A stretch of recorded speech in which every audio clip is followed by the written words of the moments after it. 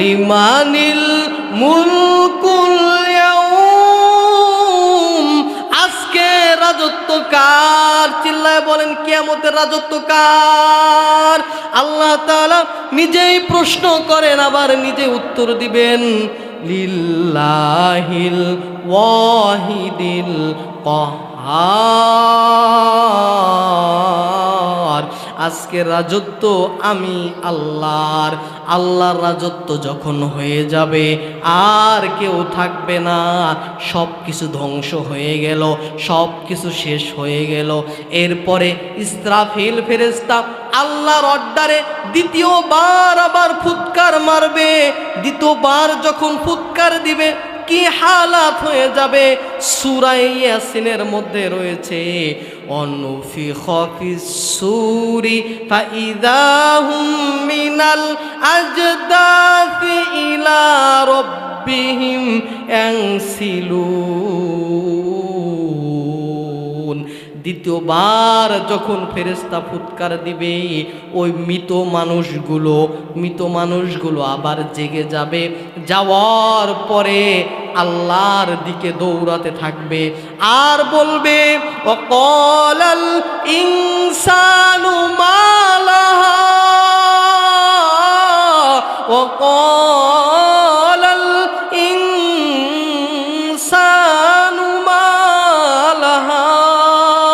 মানুষগুলো আল্লাহকে বলবে, ওগো মালিক, এই দুনিয়ার মধ্যে অনেক সুন্দর সুন্দর গাছ ছিল, অনেক সুন্দর সুন্দর পাহাড় ছিল, এই পাহাড়গুলো কোথায় গেল? এই পাহাড়গুলো কোথায় গেল?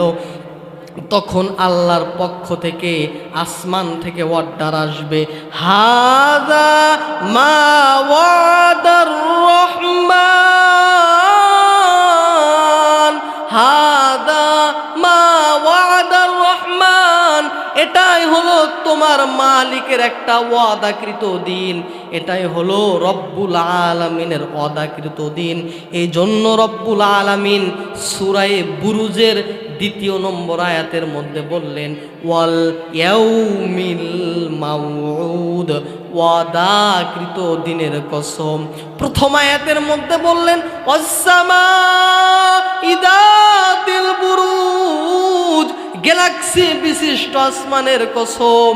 2 নম্বর আয়াতের মধ্যে বললেন, ওয়াদাকৃত দিনের কসম। এবার 3 নম্বর আয়াতের মধ্যে বলেন, ওয়াশাহিদিউ ওয়া মাশহুদ, শাহেদ মানে যারা দেখে তাদের কসম, আর মাশহুদ মানে যাকে দেখা হয় তার কসম। তাহলে আপনারা আমাকে দেখতেছেন, আপনারা হলেন শাহেদ, আমাকে যে দেখতেছেন আমি হলাম মাশহুদ। এই 4টি কসম খাওয়ার পরে একটা ঘটনা বলতেছেন, ঘটনা শোনার দরকার আছে না নাই? তাহলে সূরা বুরুজের প্রথম 3 আয়াতে কয়টি কসম খাইলেন? 4টি। 1 নম্বর বুরুজ বিশিষ্ট, মুখস্থ করতে হবে, বুরুজ বিশিষ্ট আসমানের কসম 1 নম্বর। 2 নম্বর ওয়াদাকৃত দিনের কসম। 3 নম্বর যারা দেখে তাদের কসম। 4 নম্বর যাকে দেখা হয় তার কসম। তাহলে কয়টি কসম খাইলেন?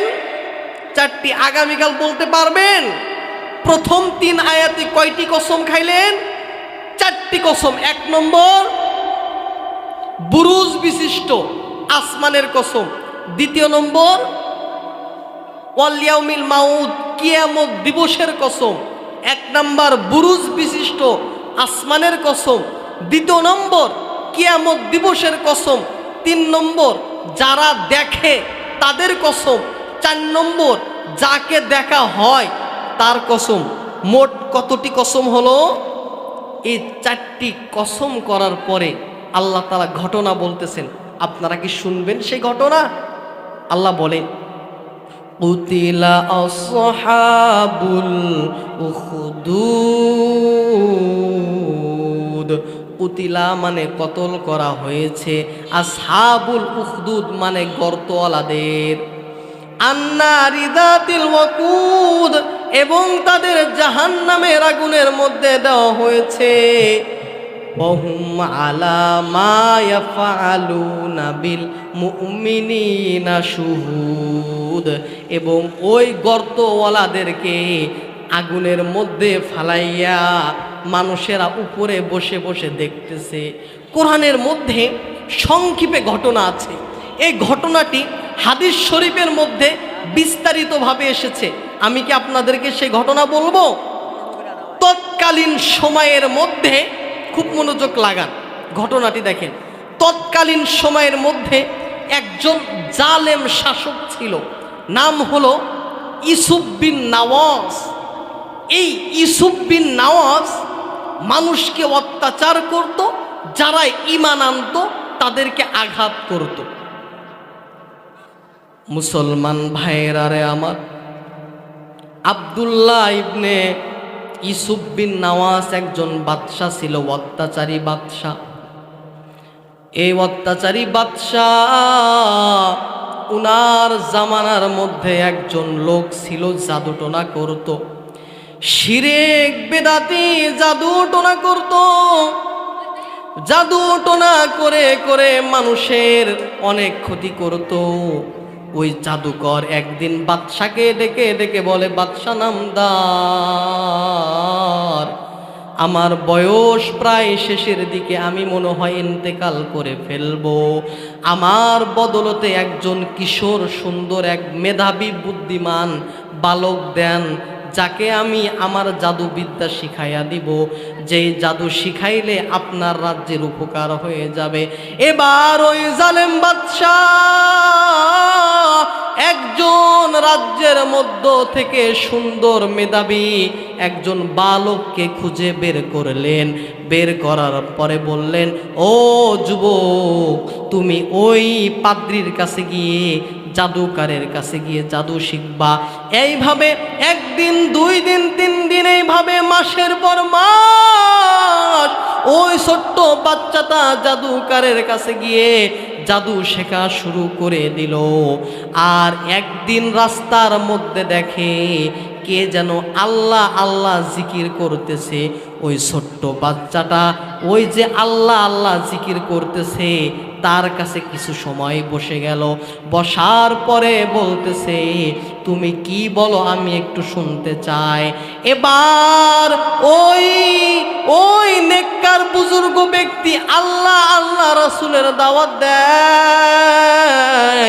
আর যে পাদ্রী ছিল সে তো কুফুরির কথা বলে, গুনার কথা বলে, শিরকের কথা বলে। এবার ছোট্ট বাচ্চা বুঝতে পারে না কোনটা সঠিক আর কোনটা ব্যাঠিক, এটা বুঝতে পারে না। ঘটনাক্রমে একদিন রাস্তা দিয়ে কোথাও একদিন যাচ্ছে, রাস্তা দিয়ে যাইতে যাইতে দেখে যে অনেকগুলো মানুষ দাঁড়িয়ে আছে, অনেকগুলো মানুষ দাঁড়িয়ে আছে।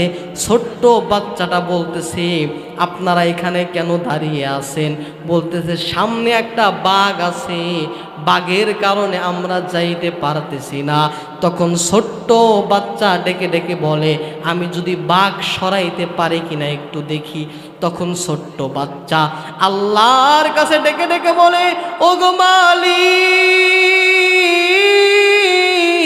ওগো দয়ার আল্লাহ, আজকে আমি এক আল্লাহওয়ালার থেকে আল্লাহওয়ালার কথা শুনলাম, আবার এক ইহুদি পাদ্রী থেকে কুফুরির কথা শুনলাম। যদি তোমার কথা সত্য হয়ে থাকে, যদি তোমার দিন সত্য হয়ে থাকে, তাহলে আমি একটা পাথর নিক্ষেপ করলাম, তুমি এই বাঘটাকে সরাইয়া দাও। আর তোমার দিন যদি সত্য না হয় তাহলে বাঘ যেন এখানেই থেকে যায়। বলেন তো, বাঘ কথা শুনে কার? বাঘ কথা শুনে আল্লাহর। ওই ছোট্ট বাচ্চাটা যখন একটা কঙ্কর নিয়ে, পাথর নিয়ে ওই বাঘের দিকে আক্রমণ করলো, তখন বাঘটা আল্লাহর রাস্তায় চলে গেল। বাঘটা চলে যাওয়ার সাথে সাথে ওই আল্লাহ ওয়ালির কথা শুনিয়া ছোট্ট যুবকের কাছে সবাই চলে আসলো।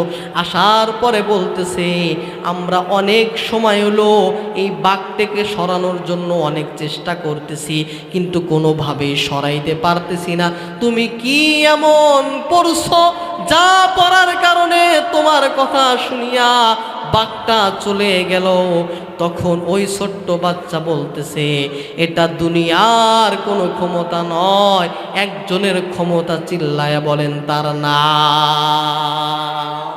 এইভাবে একদিন ওই বাচ্চার কথা বলতেছিলাম, ওই জালেম বাচ্চার নিকটে একজন উজির ছিল, যে উজিরের চোখ অন্ধ ছিল, চোখে দেখতে পারতো না।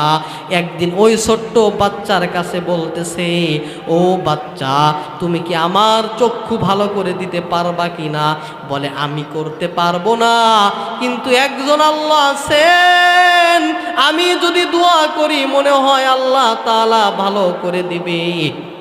ওই উজির বলতেছে, ঠিক আছে, তাহলে দোয়া পড়ে দাও, আমার যেন চোখটা ভালো হয়ে যায়। ছোট্ট বাচ্চাটা দোয়া পড়ে দিয়েছে, ওই উজিরের চোখ ভালো হয়ে গিয়েছে। চোখ যখন ভালো হয়ে গিয়েছে, উজিরটা ওই দরবারের মধ্যে চলে যায়। চলে যাওয়ার পরে বাদশাহ ডেকে ডেকে বলে, ও আমার উজির, তোমার চোখ তো অন্ধ ছিল, তোমার চোখ কিভাবে ভালো হয়ে গেল?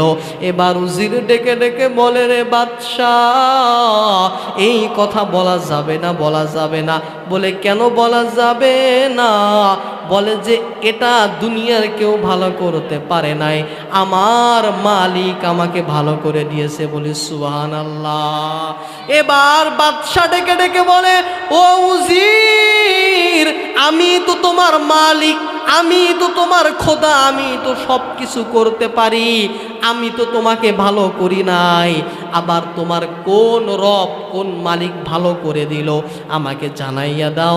তখন ওই উজির ডেকে ডেকে বলতেছে, আপনি যেই ছোট্ট বাচ্চাটাকে বিদ্যা বুদ্ধি শেখার জন্য অর্ডার করেছিলেন, ওই ছোট্ট বাচ্চা আমাকে কি বলে যেন ফু দিয়েছে, ফু দেওয়ার সাথে সাথে আমার চোখ ভালো হয়ে গিয়েছে। বলে সুবহানাল্লাহ।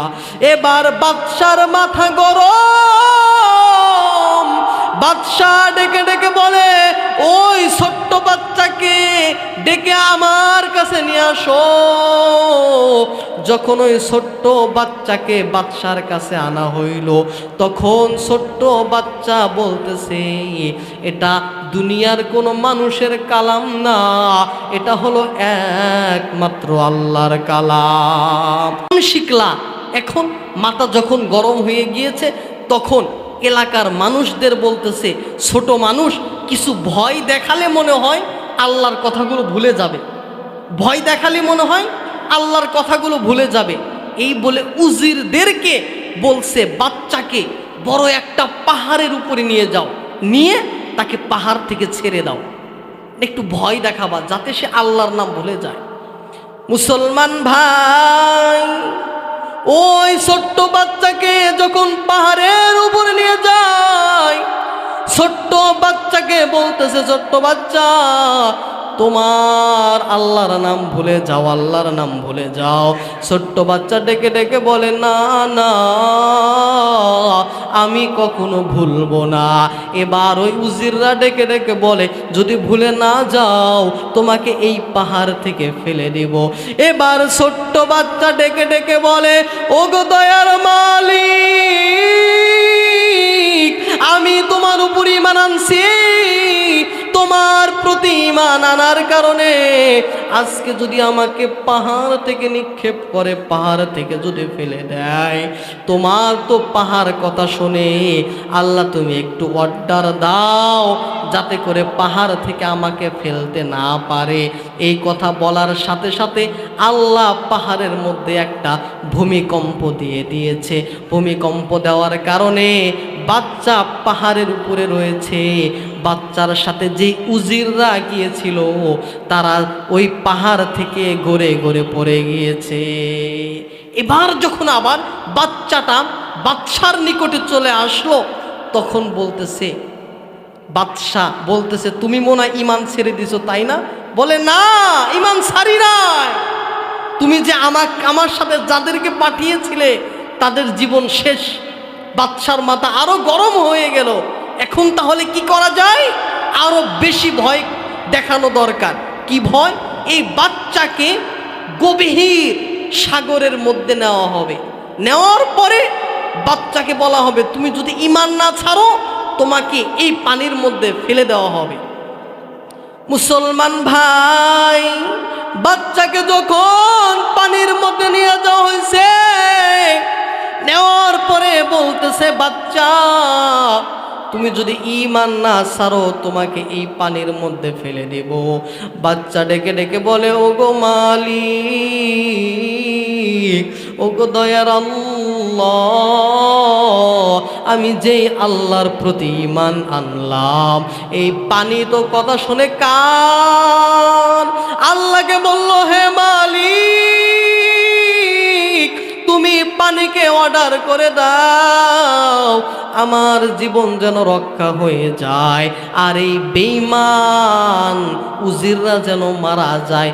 বলার সাথে সাথে এমন জোরে একটা ঢেউ চলে আসছে, ঢেউয়ের কারণে নৌকা উল্টিয়ে সবাই পড়ে গিয়েছে, কিন্তু যুবকটা নৌকার মধ্যে আজও পর্যন্ত রয়েছে।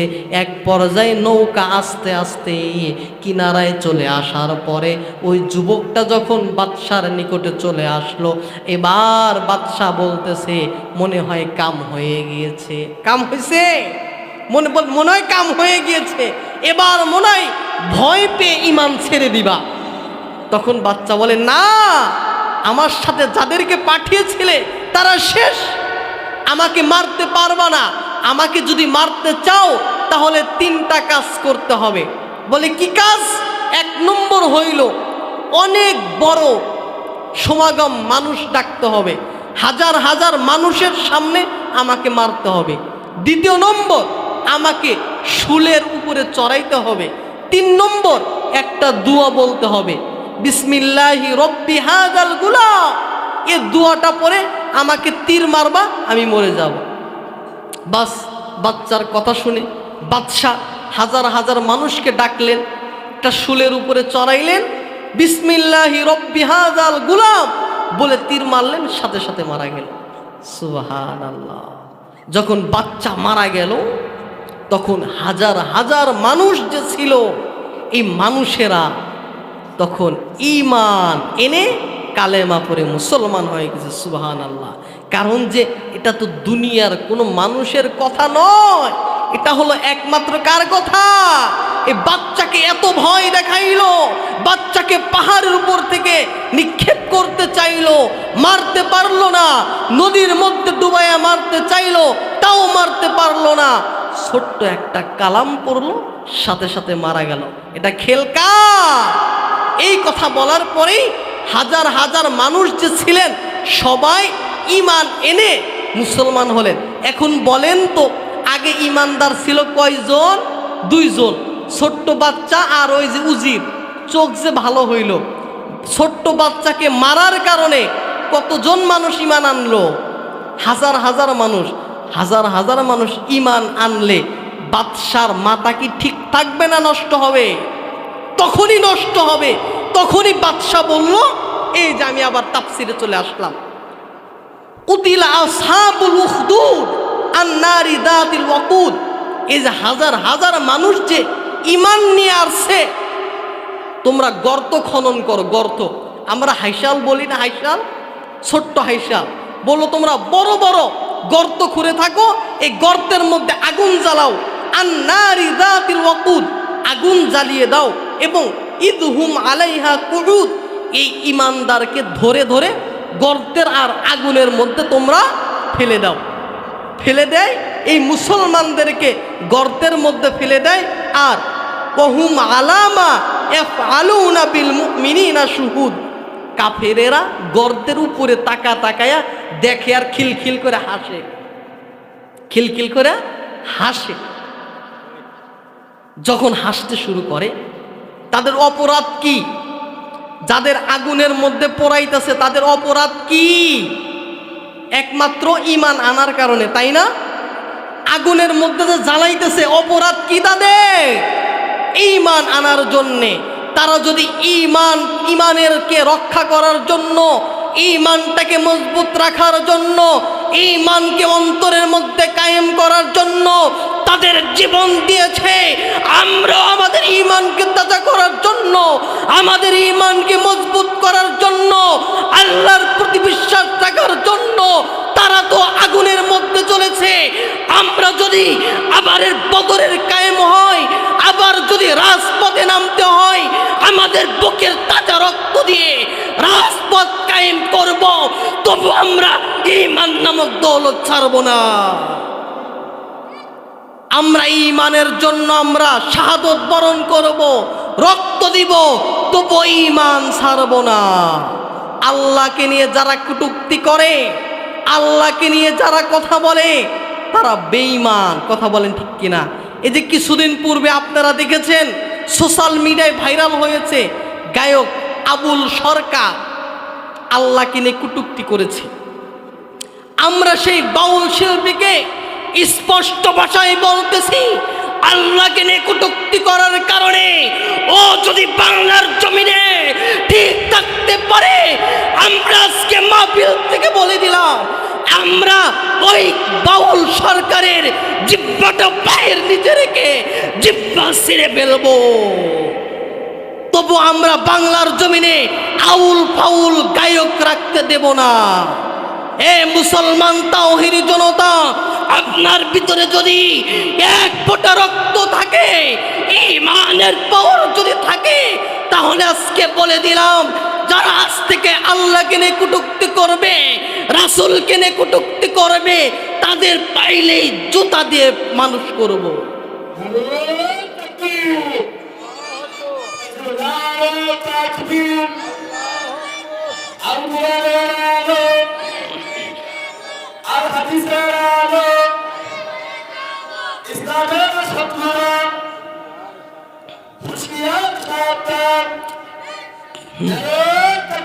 প্রিয় ভাইয়েরা, কিছুদিন পূর্বে, বছর খানিক পূর্বে ছাত্রদের আন্দোলনের কারণে মানুষ তো পালানোর জন্য রাস্তা খুঁজে পেয়েছে।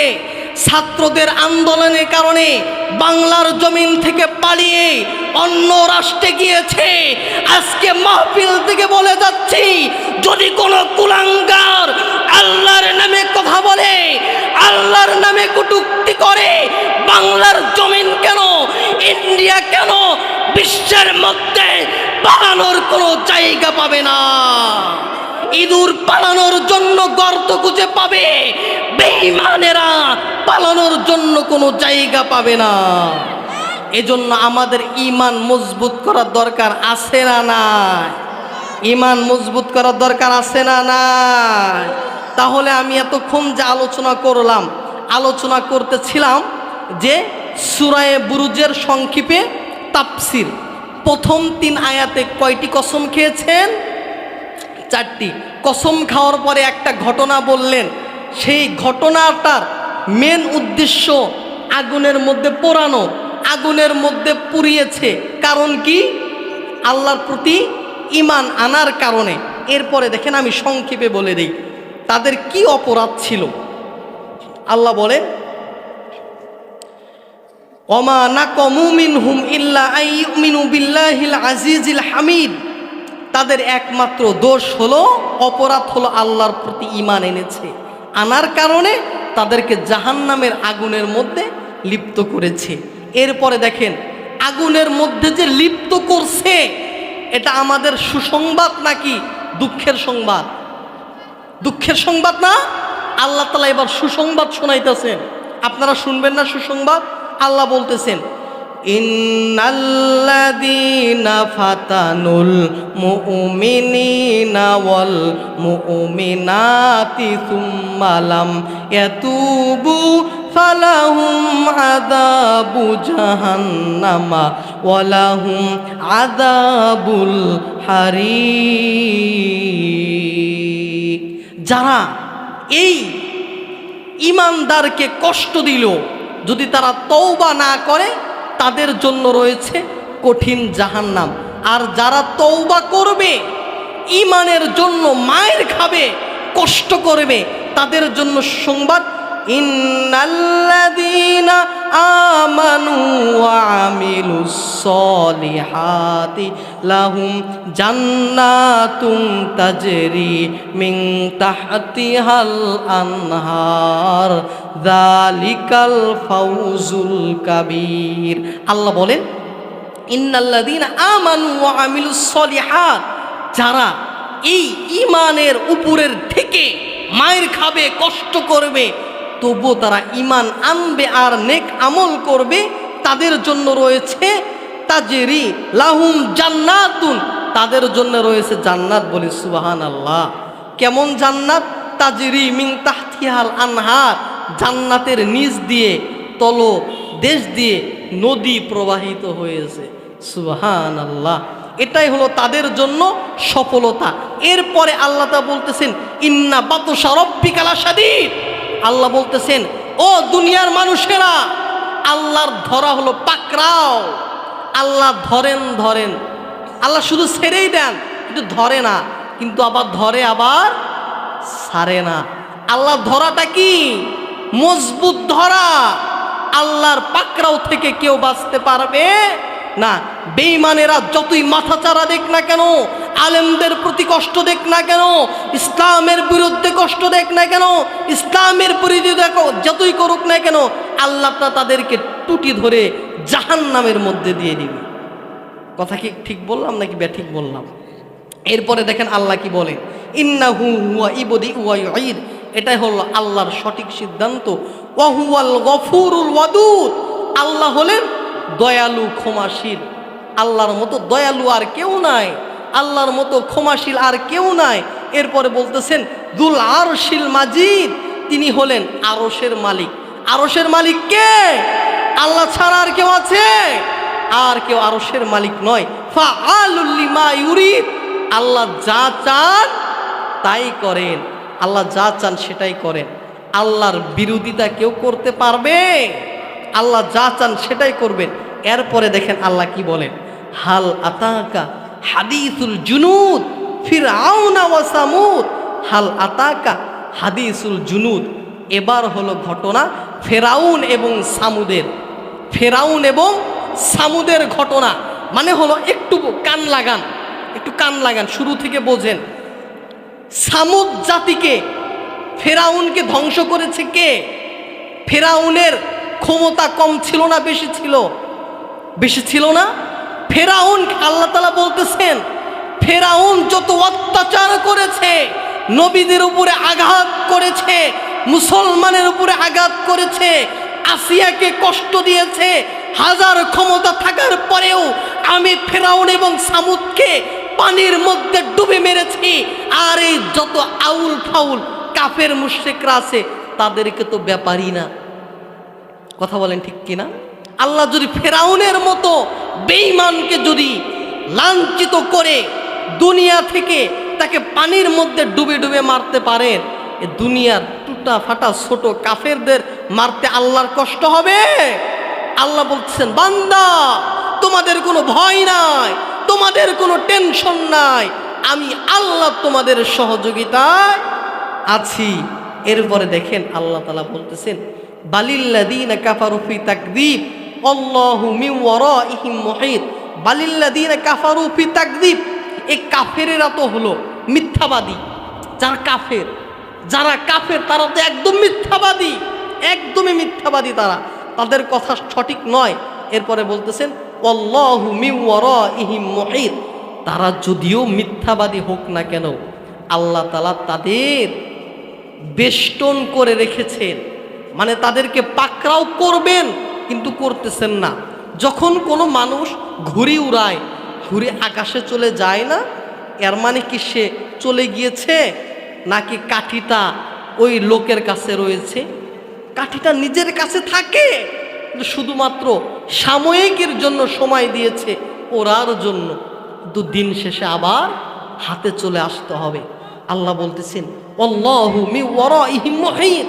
এই গোলামেরা, তোমরা যতই অন্যায় অপরাধ নির্যাতন যতই করো না কেন, আমি আল্লাহর আযাব তোমাকে বেষ্টন করে রাখতেছি।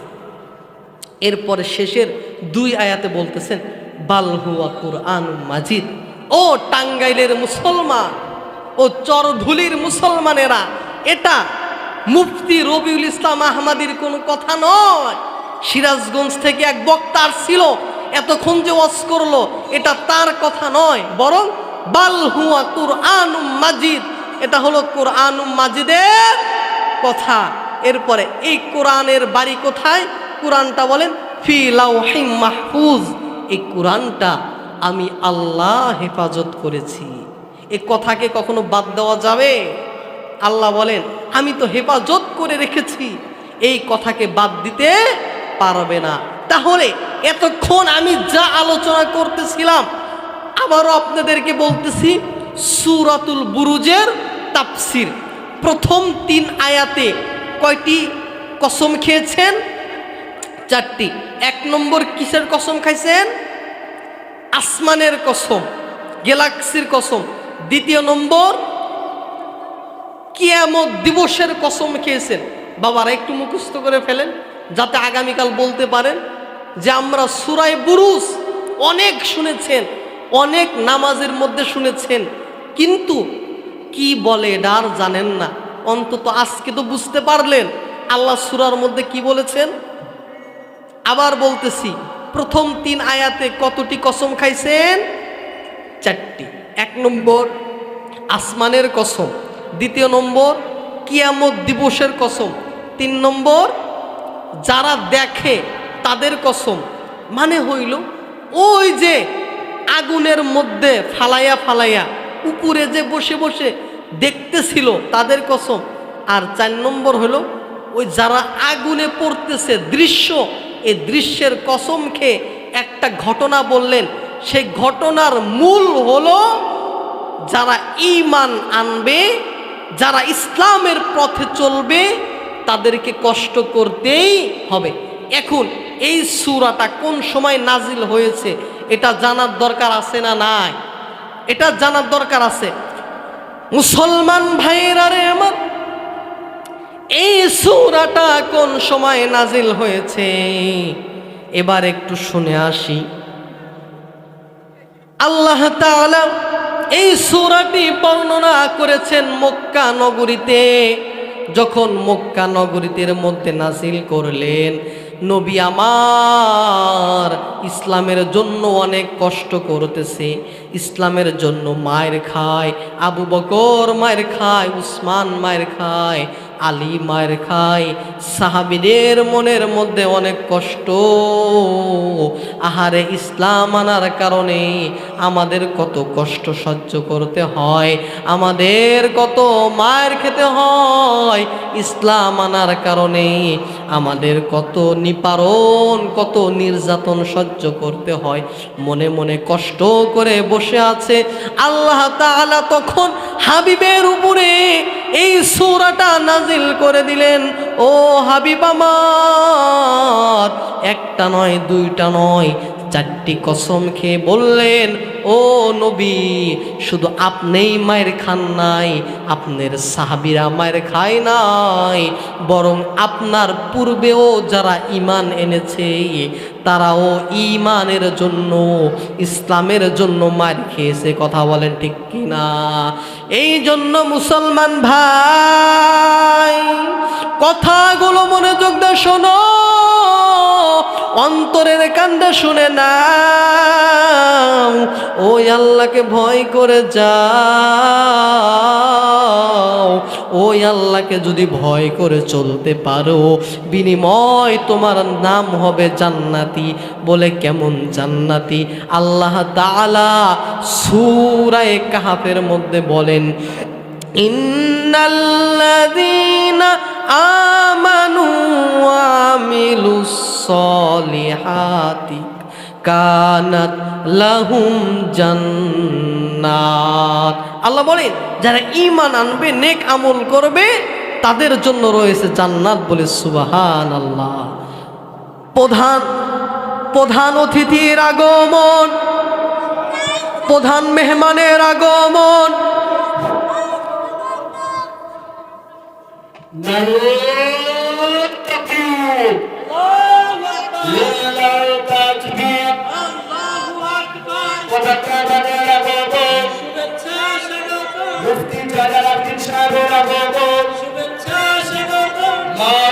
পক্ষ থেকে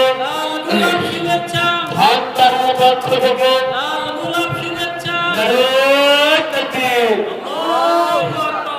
সর্বশেষ যে কথাটা আমি যে এতক্ষণ যাবৎ আলোচনা করলাম, আমার আলোচনা বুঝতে পারছেন? আগামীকাল আপনারা বলতে পারবেন আমি যে আলোচনা করলাম সূরার নাম কি? সূরায়ে বুরুজ। এই সূরা বুরুজে মোট আয়াত সংখ্যা কতটি?